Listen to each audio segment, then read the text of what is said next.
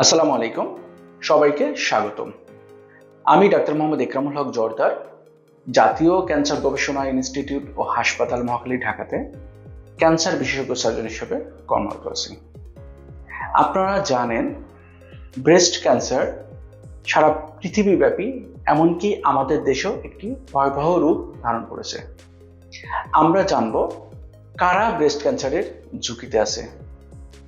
প্রথমেই যদি আমরা একটু শ্রেণীবিভাগ করতে চাই, তাহলে সাধারণত আমরা দুই ধরনের ঝুঁকি বলতে পারি। একটি পরিবর্তনযোগ্য ঝুঁকি এবং অন্যটি অপরিবর্তনযোগ্য ঝুঁকি।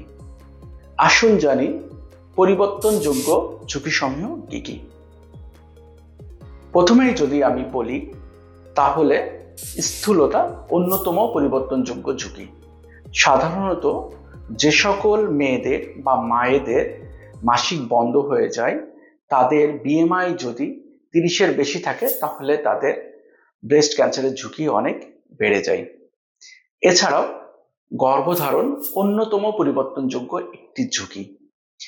গবেষণায় দেখা যাচ্ছে, যারা কখনো গর্ভধারণ করে নাই বা যারা তাদের প্রথম গর্ভধারণ 35 বছরের পরে করে, তাদের ব্রেস্ট ক্যান্সারের ঝুঁকি অনেক বেড়ে যায়।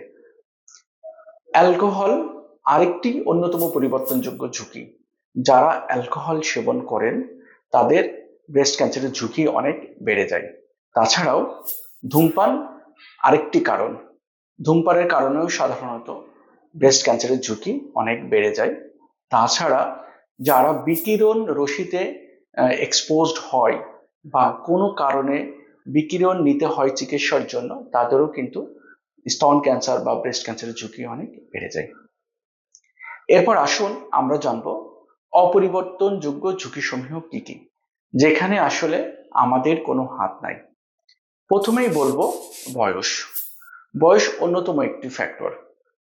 উন্নত দেশে সাধারণত 60 বছরের পরে ব্রেস্ট ক্যান্সার দেখা দেয়, কিন্তু আমাদের মতো নিম্ন বা মধ্যম আয়ের দেশে সাধারণত 48 বছর বয়সের পরেই ব্রেস্ট ক্যান্সার এর ঝুঁকি অনেক বেড়ে যায়। আরেকটি অন্যতম অপরিবর্তনযোগ্য ঝুঁকি হলো পারিবারিক ইতিহাস। পরিবারের কোনো সদস্য যদি ব্রেস্ট ক্যান্সারে আক্রান্ত হয়ে থাকে, তাহলে পরিবারের পরবর্তী মহিলা সদস্যদের সাধারণত ব্রেস্ট ক্যান্সারের ঝুঁকি অনেক বেড়ে যায়। এছাড়াও আরেকটি ত্রুটি হলো জিনের ত্রুটি বা মিউটেশন। সাধারণত দেখা যায় যে BRCA1 এবং 2 জিন ব্রেস্ট ক্যান্সারের জন্য অন্যতম দায়ী একটি ফ্যাক্টর। এছাড়াও ব্রেস্টের কিছু বিনাইন ডিজিজ আছে, যেগুলোর কারণে সাধারণত স্তন ক্যান্সারের ঝুঁকি অনেক বেড়ে যায়। আরেকটি কারণ হচ্ছে মাসিক শুরু বা প্রারম্ভিক মাসিক যদি 12 বছরের পূর্বে শুরু হয়, তাহলে সাধারণত ব্রেস্ট ক্যান্সারের ঝুঁকি অনেক বেড়ে যায়।